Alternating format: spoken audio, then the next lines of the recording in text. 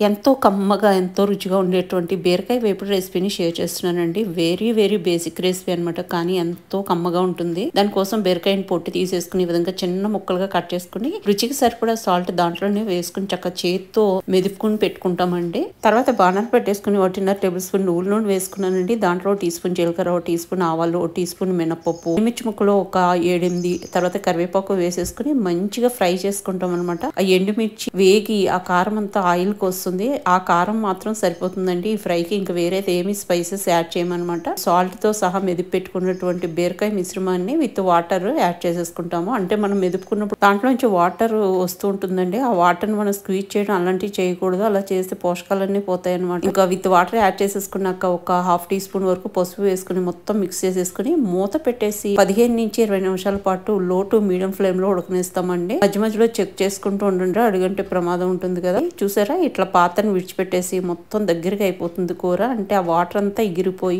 దగ్గరికి అయిపోతుందండి. చాలా చాలా ఎమ్మీగా ఉంటుంది. ఇంకా మనం సర్వింగ్ డిష్ లోకి తీసేసుకుని వేడివేడిగా సర్వ్ చేయడమే. దీనిని నువ్వుల నూనెతో చేస్తేనే ఆ టేస్ట్ వస్తుందండి. ఇంకా దీని కాంబినేషన్ లో మనం రసం గానీ, టమాటా రసం గానీ, లేదా పప్పుచారు గానీ ఏదైనా లిక్విడ్ ఐటమ్స్ సూపర్ గా ఉంటుందండి. చాలా చాలా ఎమ్మీగా ఉంటుంది. ట్రై చేసి చూడండి.